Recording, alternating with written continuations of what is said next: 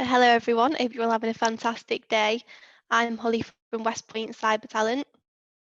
So everyone who's watching the recording later on. So this is one we're really excited for, as it's been one we've been talking about for a while now. So I'm pleased to introduce you to Omer Koker, Managing Director of Objects Consulting.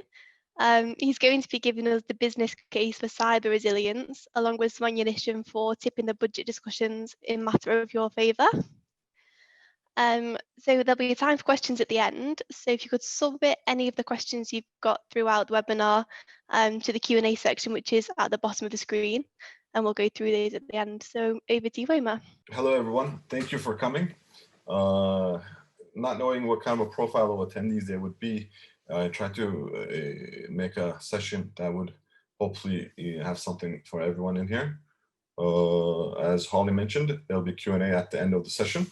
And feel free to ask anything that comes to your mind. Now, the whole thing was about cyber resilience, and generally how you define cybersecurity is, the basic triad: the confidentiality, integrity, and availability of things. This sometimes is hard to imagine in people's minds. So I kind of come up with the three-legged stool model.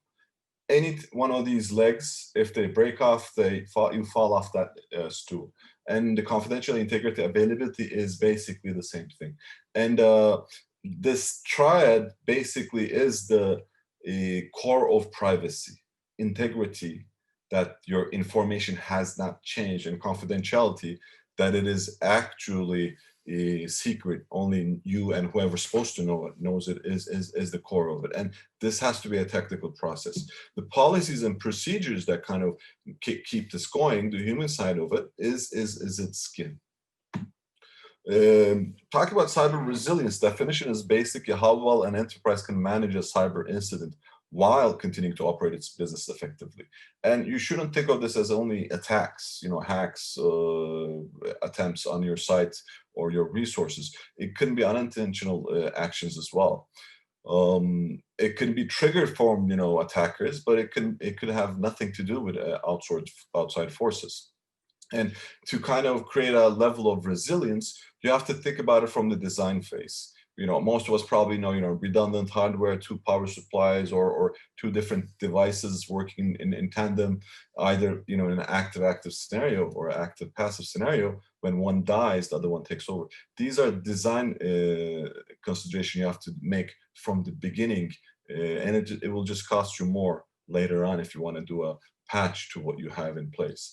And the idea there is to limit the impact of anything that goes wrong. You want to make sure as little as your resources go down, as little as the services you offer goes down, or as little as possible for your manufacturing impact. And a key thing people generally forget is the response. A lot of times, figuring out something happened is, obvious if something doesn't work or if it's broken. But your response, how you come back from it, how you recover from it, is a key issue, because it's kind of fallacy to think that you won't get hacked. I'm sure you've been to 1,000 webinars or sessions or conferences where everyone's going to eventually get hacked scenarios. But the issue is how fast you can recover from it and what kind of lessons you can learn from it so it doesn't happen again are key concepts of cyber resilience. But to kind of do any technical design or any kind of design, you have to really understand what your business is. Not the servers you're trying to protect, not the IT infrastructure itself, but what is the business first of all? What are their dependencies?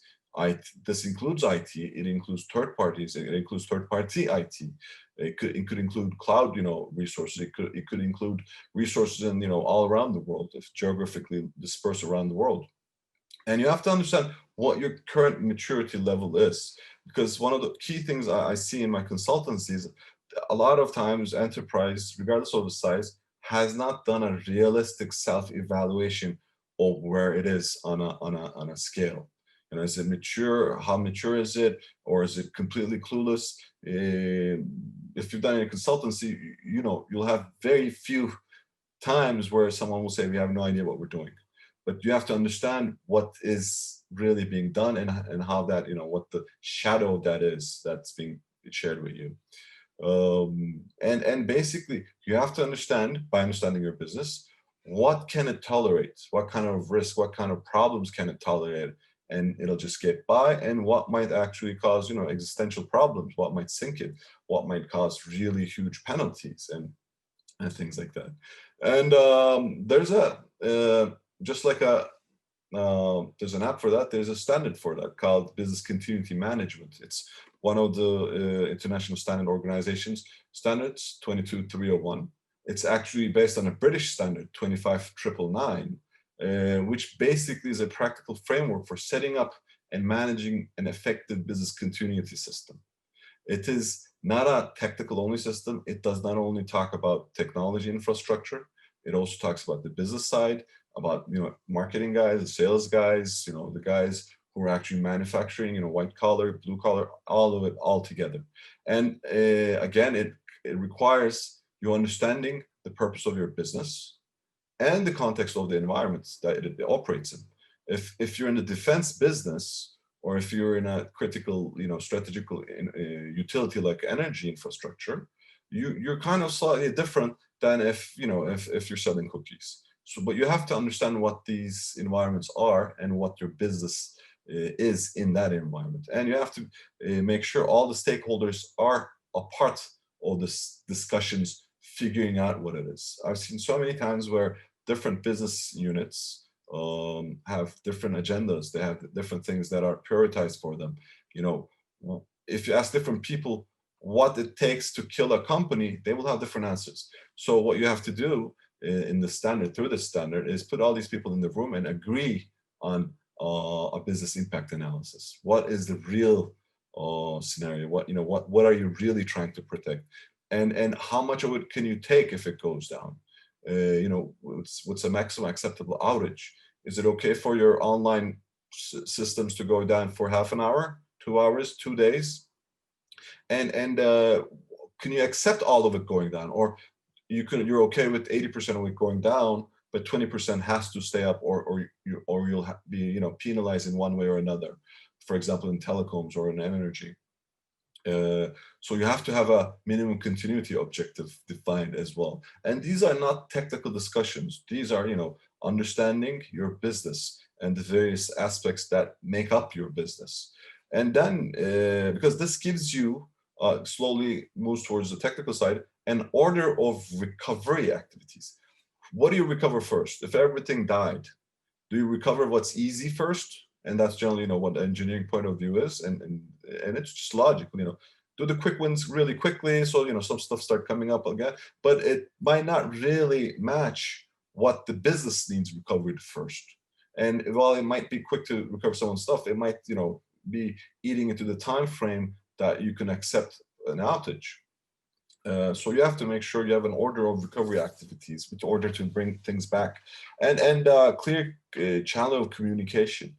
Roles and responsibilities. Everyone should know what they're supposed to do in a recovery. If, God forbid, there was a fire in the office and people have to work remotely, as is these days, you have to know what everyone's responsibilities are. Who turns on new accounts, who does what, who communicates with the press, who communicates with the shareholders and stakeholders and third parties. And basically the standard kind of defines this need to monitor, but also exercise it, test these things in as much as live environment as possible. Basic plan, do, check, act cycle, if you've done any other ISO standards, is also effective here.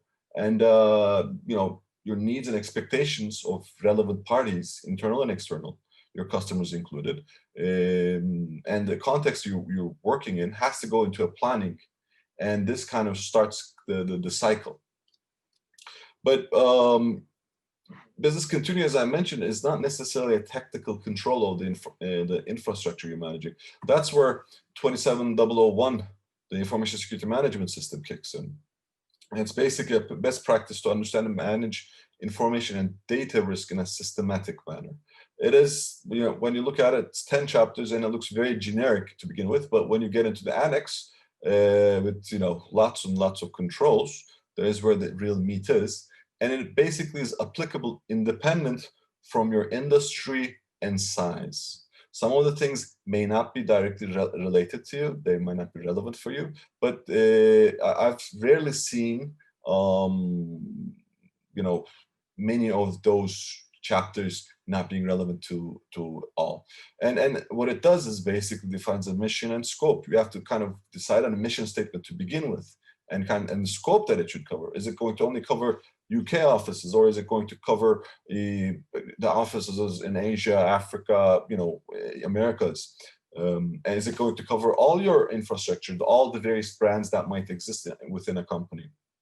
And it also is important because a lot of times, again, security people kind of forget human factors is the weakest link, and the standard covers HR impact in it, how they're involved into the whole thing. And it also goes through, you know, typical assets, you know, having a decent asset lists, making sure that you know what you have to begin with.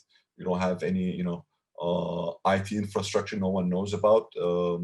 Access, crypto, operational security, and communication security are the various chapters in the standard.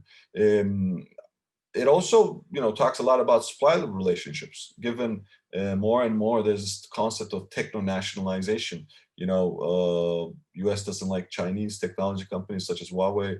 UK just banned it. Germany limited its access. And these are additional pressures on security officers, making sure that they can get by with those limitations that are not inherently internally decisions.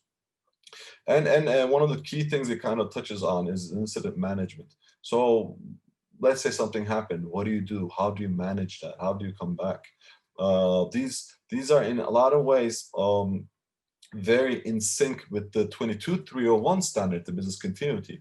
So if you're of a decent size enterprise, if you're interested in any one of these, it would make a lot of sense to kind of pursue them both in parallel, because some of the work you do for one is actually also required in the other one, and it'll just save you cost.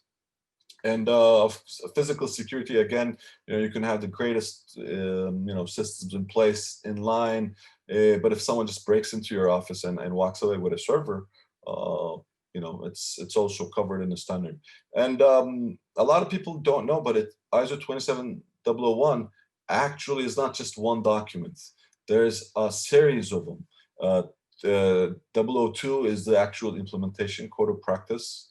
And then there's, you know, sector specific details for energy sector, healthcare, and there's all in all, I believe there are about 35 to 40 standards that, you know, decide to go into details, show you how to do things in various different industries. There are alternatives, and this sometimes becomes a never-ending, you know, a holy crusade or a philosophical discussion. But one thing we need to make sure is the difference between frameworks and guidelines. Frameworks you can think of as the higher level in management frameworks, how to manage the whole thing.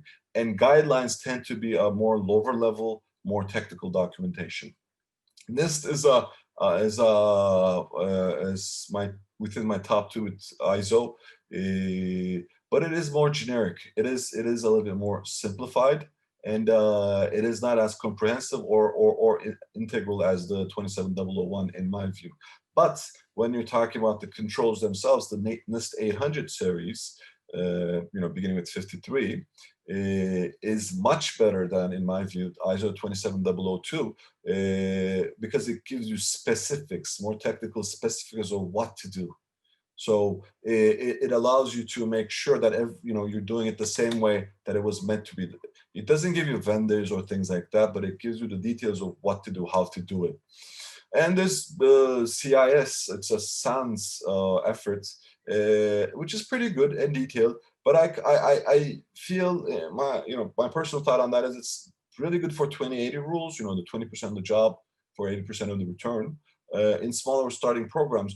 But I don't feel there's a way that it can lead to security maturity models without switching frameworks.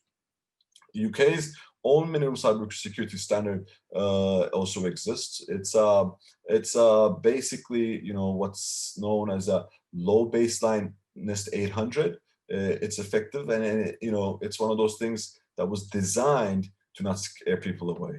Because sometimes when people look at standards and they roll their eyes and they might get discouraged. The minimum cybersecurity standard is one that has a low barrier to entry, basically. And I'm not going to go into all of them, but one that I want to mention is the Cloud Security Alliance's controls metrics. More and more, everyone's using the cloud to a different degree. Some people are purely on the cloud. This, I believe, is not something you can use on a standalone if you have local operations as well. But the controls matrix is really valuable in supplementing some of the NIST or ISO suggestions. And below, there's a graphic you can kind of see weaker coverage to robust coverage on various standards set.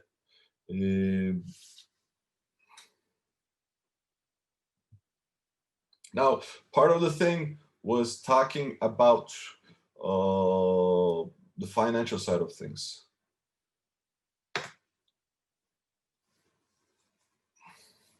Every CISO or any security manager of any sort, or even specialists have to deal with the budget side of things. And I want to kind of touch a little bit on that part.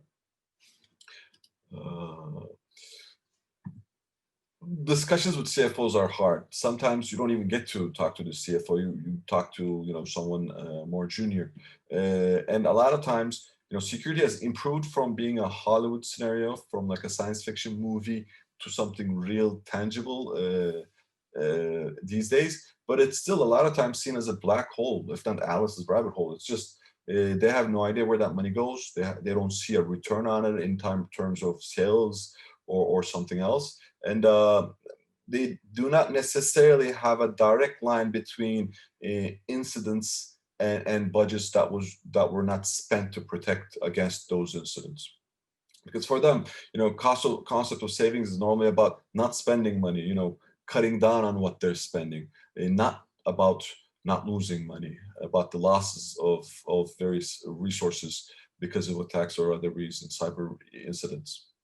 And in any large organization, you'll have a lot of times, just when you thought you had everything right, your CIO, your CTO, or your director, or whoever she is, might decide to dip into your budgets because they have something more urgent. They have something about some performance issues, some scalability issues somewhere else. They need a budget. They don't want to go back to the CFO, and they might decide to. Your budgets are the most expendable ones, and this is generally because we don't provide as CISO enough metrics on what's happening. We don't show them what we've done. Security is seen as a 1 or 0 thing. You're either hacked or you're not. If you're not hacked, the problem is you need to show them that people tried and failed versus no one ever bothered. Because in the really good successful version where no one gets to hack you for a year, your budgets are question mark. Do we really need to spend this money?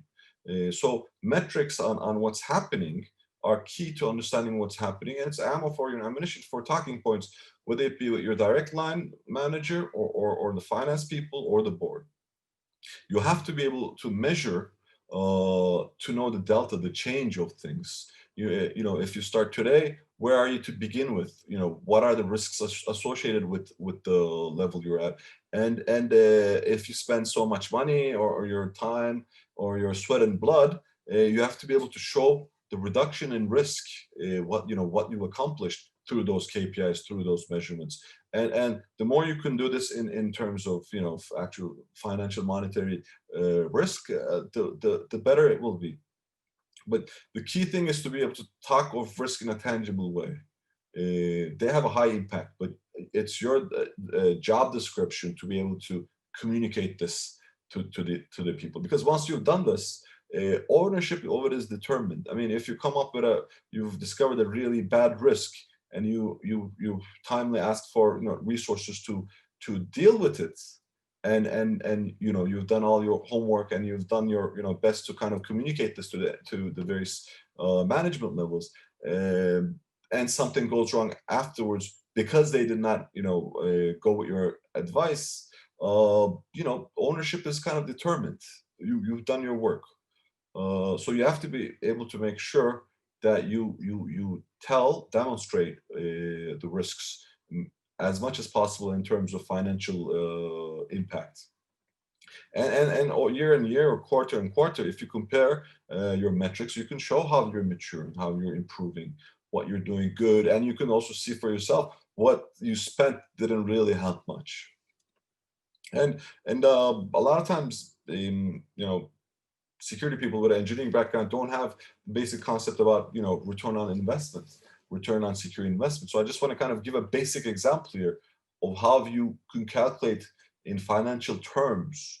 ROI, the return on investment, is basically the reduction in risks in terms of dollars minus the cost of the control, the appliance, whatever service you acquired, divided by the cost of the control.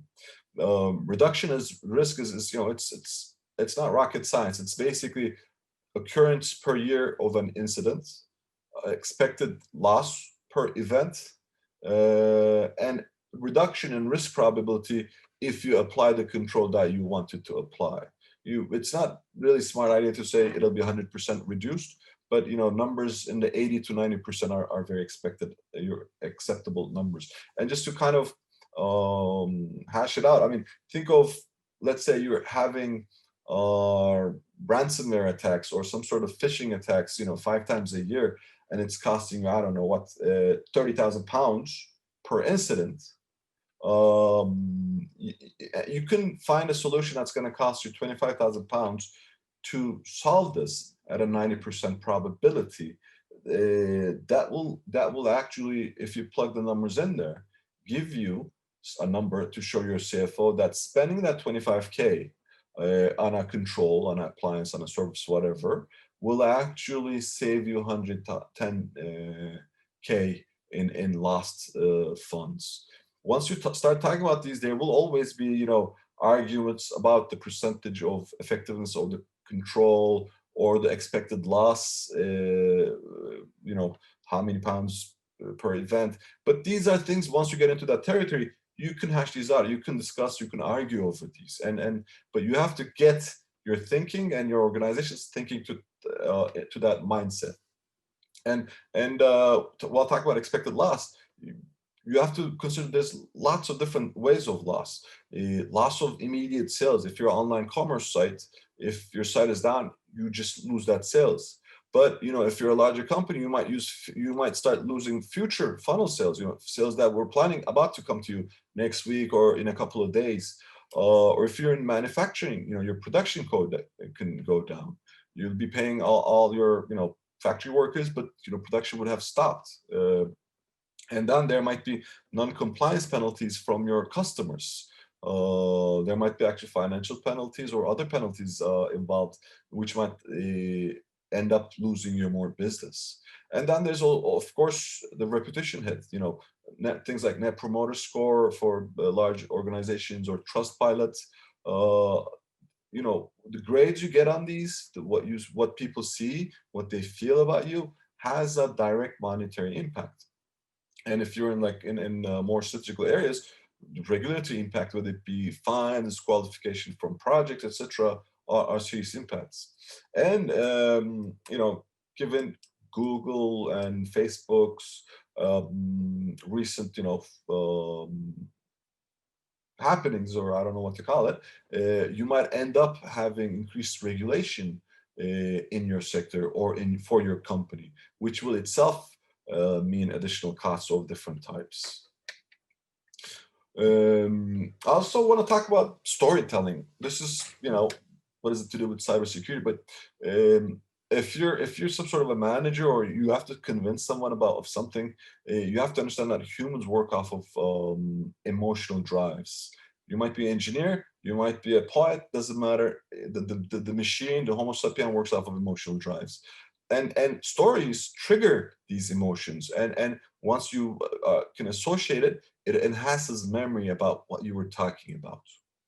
And the key thing I'm trying to say here is, besides putting nice technical jargon and figures and loaded slides and all of that, you have to own the narrative of this whole story about security, about resilience. And they can be tactical stories about how, someone else, hopefully a competitor, died because something they didn't do, or more visionary manifestos on where you see your company going. But you have to be telling stories, but in a way, stories without metric anchors are basically fairy tales. They're good if it's telling your 5-year-old toddler, but your boss might not really like it, and it might have a negative impact on your on how they see you. But if you anchor with actual metrics from best practices as well as what's happening in your environment, they anchor things, and they create a dynamism, they create a gradient. There's this concept of we're here, we want to get here, we want to get there. That dynamism is what you want to kind of instill in the people who have decision authority over your budgets. And every time, stories will beat metrics and techno jargon every single time. All these various appliances, systems, 3-letter, 4-letter abbreviations, alphabet soups. Most of your bosses will not know, even if they're technology people, even if they're engineers, they might not know what these are. They don't really matter though. What's the difference between an IDS and an IPS? Yes, there's a big difference, but it doesn't really matter in a discussion about budgets. You have to be able to tell a story without the jargon. And frankly, from experience, you have to kind of build alliances, and you do this by walking in their shoes. If you show them you understand their daily suffering, what they're dealing with, whether it be IT, networks, software development guys, or the marketing guys, if you understand the pains that they're facing, and they see that you understand, that you're interested in it, you build alliances, and that's what counts in the long run. And you do this by actually coming up with plans that can actually be implemented. Just because it's in a guideline or in a standard, you should not copy paste the requirement. You should kind of understand what that means for your organization, and kind of try to embed it into that, embed it in a way that the IT guys are not going to jump off roofs, implement it in a way that's not going to kill the latency of your network. But to do this, you have to be able to understand what their thinking is, what their daily troubles are. And I've seen too many times people really afraid to talk to senior management or board members. There's a trend, especially in the US, more and more security officers are not reporting to like a CTO or a CIO, but directly to the CEO or the legal office. And the reason for that is they're worried about things being lost in translation from level to level to all the way to the board. And in a lot of banks, they CISOs have regular sessions with the board itself, presenting on the situation. And these are ways to kind of get around any issues about budget in technology teams. Security is generally a technology team. There's a lot of engineers in there, a lot of analysts in there, but it's also not exactly a pure technology team like IT or network. So please talk to them, and again, without jargon, in a storytelling mode, and you will see that it'll become easier when you ask for new budgets and things like that. Basically, that's my deck, and I am now open to any questions.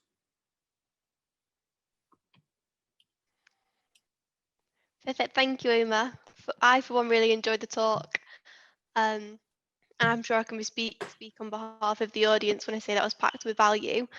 So it's time for the Q&A section. I can see there's some questions already. So if you can make sure to send them through the Q&A section at the bottom, I'll make sure they're answered. So the first question was, you didn't mention ISO 22316, which is a specific standard for security and resilience. Do you not consider it relevant for cyber resilience? I do, and it's one of those things I mentioned, holy wars and philosophical discussions that will never end. coming from ISO background, I love ISO. In terms of actual implementation help, the guideline, the details of it, I believe NIST is better. NIST 800s are better. Otherwise, I'm not against it. I don't think it's wrong. And if you want to be a pure ISO house, it is good. But you know, as I mentioned, ISO 27001 is good as a framework, but in implementing this, guidelines are better. Well, thank you. And another question from Aaron. How do you translate reduce risk into ROI? As I mentioned, as I kind of tried to give it a number, ROI normally for CFOs or salespeople or CEOs is basically, you know, I spend 100, pounds. How much am I going to make out of that? Am I going to make 300 pounds? Or am I going to make 1,000 pounds? So when you say, you go to this discussion and say, I need to spend 100 pounds, and they ask you, you know, how much money is this going to make me? You normally, security people can't reply to it. But what you can demonstrate and what you should demonstrate is the loss that you will be stopping. I mean, unless you're a really new startup or just a really small mom and pop shop, you will have, you know, faced some sort of a problem in the past. It might be a loss of only 5,000 pounds. It might be a loss of, you know, a penalty of like, 60 million pounds. Regardless, you have to be able to show that as a sales. It's the same thing. You're not earning more money, but you're stopping the loss of money. So it's basically the same thing. I don't know if that answers the question. Perfect. Thank you. So how would I plan and get certified to the standards that you mentioned? Okay, well, these are not standards that you like kind of apply online and do a self-assessment and receive a certificate in the mail. It's a process, and I unless you're really small, it would take at least a year for it. You start by understanding the standard and doing self-evaluation of it, whether it be for 27001 or 22301, and there is certain required documents that you need to prepare. And to be able to prepare those documents, you have to get the various internal stakeholders working together, creating a sort of subcommittee. Once you feel you are at a certain maturity, you can call in people who can certify you, and they will go through it, and they will kind of point out various things that are lacking. And depending on if any of them are serious, you will not get certified. If there are any light ones that are not considered serious, what the authority certifying will generally give you is a certain time period to fix those by. After which they will come back to verify that you fix it, and then you will get certified. But like a lot of other certifications, once you had one of these pieces of paper certifications, it doesn't stop there. Every 2 years, it's basically recertified, and to make sure that you continue to do the cycles that are necessary to make sure it stays that relevant. Perfect, thank you. So we have another question, which was actually mentioned and answered by Paul Barker in one of our previous webinars. So it'd be good to get your view on it as well, Omer. What is the difference between cybersecurity and cyber resilience? Okay, this kind of is based on what does cyber kind of mean? Because until a couple of years ago, it wasn't cybersecurity; it was information security. So cyber, my definition is the stuff you do online in a networked way. It might not be over the internet, but it's some sort of a network manner. So cyber resilience, I think, encompasses cybersecurity, but it's a greater domain. It's a greater domain where it includes other things as well, such as business continuity, such as non-technical aspects. Brill, thank you very much. Cameron says, thank you for your time. In your experience, what is the biggest challenge when building cyber resilience? In more basic cybersecurity, sessions, webinars, conferences, when I ask, the typical question is, what do we do? And I think the most important thing is to make sure the people who work in your organization understand the importance, the value of what cybersecurity is. Then from that you build to cyber resilience, because without people understanding what you're trying to do, it's really hard. It's seen as one of those, corporate projects, corporate plans, someone's pet project. They don't necessarily sync with it. So first thing is to make sure that key stakeholders, to begin with key stakeholders, everyone understands what you're trying to do. I don't know if that's a adequate answer, but that's what I do. Thank you. Another question from Aaron. So, are there any dashboards presently that allow you to create formula to calculate and display savings as a result of attacks mitigated? This is a really good question. In terms of, normally people are going after dashboards that show what kind of attacks they've kind of defended against, what bounced off and didn't do damage. I know people kind of try to automate this in various BI tools. So they have certain values that come off, come up after certain discussions on what a ransomware cost would be, what are, various different attacks, if they were successful, what they would mean. And they actually do automatic, calculations. So if you kind of got rid of 78 ransomware messages, phishing messages, they say 78 times this. So this is the potential savings I did. But I don't know of any one tool that actually, does this automatically for you, because, the cost of an attack being successful differs a lot from company to company. No problem. So, another question, what kind of metrics would you use to measure cyber resilience? Well, again, a really good one. I think you have to understand what your business is. Is it online only? Is it, very little online, just a, PR page, but a manufacturing physical world? You have to understand what your business is. From that, you can drive your KPIs. But basically, for business resilience, things of how fast you recover, how low barrier you need, how a high barrier you need to kind of go down, the availability, related metrics. If you're a manufacturing side, availability or the continued production of your, your operation plans. It kind of depends completely on the line of business you're in.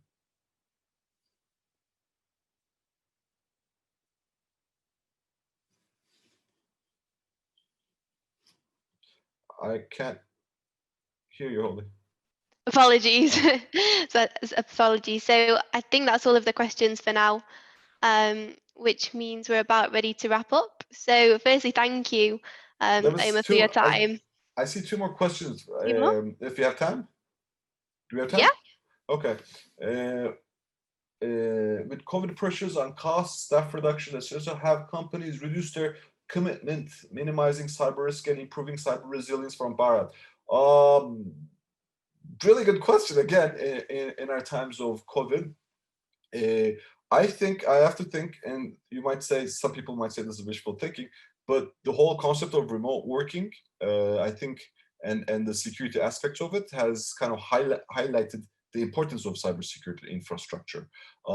There might be programs that are delayed, they just because people don't want to spend on it.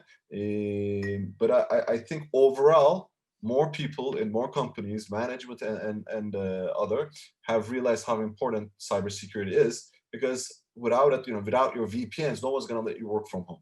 Without secure access to the resources, no one will let you access those resources. So I think it kind of increased the profile of cybersecurity in general. Brill, thank you. And there's another one from Paul. So you talked about not being scared of talking to the board, but to what extent do you think that boards are also scared of talking to cyber resilience professionals? Have they been upskilled, or is this foreign territory? Now, I'll be very pragmatic on this. The board is not going to get retrained. They're not going to necessarily learn or get upskilled, because cybersecurity is improved. The board is there for a different purpose. There might be the financial investor. There might be the advisor of financial investors. So the trick here, I believe, is to be able to talk to the board in their language. So if you were going to South Africa, you can get along because English is also common there. But if you're going to a country where English isn't spoken but much, you need to speak the local language, or you're not going to really get far. Same thing with the board, and that's why I think people shouldn't be afraid of talking to the boards or senior manager, but they should be prepared and do their homework to be able to talk to them in what interests them in their language, not necessarily, and that generally doesn't mean technical jargon or hacker stories in general. Brill. And two more questions. So, are there generic metrics driving KPIs that would be applicable across any enterprise? Yes, I mean, slightly different from the previous question about general cyber resilience in cybersecurity. There are, I mean, availability, most obviously. The time it takes for you to discover a vulnerability, how fast you realize there's a vulnerability in one of your systems somewhere. And also, if you were hacked, how fast do you realize you were hacked? And another one that I really like is how fast do you patch? How fast can you kind of fix something that you discovered either already hacked or potentially hacked? How fast you can, implement patches across. These I think applicable across the board for all industries. Perfect. So the question from Louisa, the rate at which new security standards are published, how do we determine which ones are important to focus on for budget expenditure to ensure compliance? Again, a good question. I had this project turn into another project, and I ended up reading several hundred pages of documentation on security in healthcare products in the US and in Europe. And I can understand your frustration there. And unfortunately, there is no easy answer. You have to be able to continue and track what's relevant for your industry, but you can't really go wrong if you just track, ISO standards and especially NIST standards. I mean, these will cover, 98% of what you need.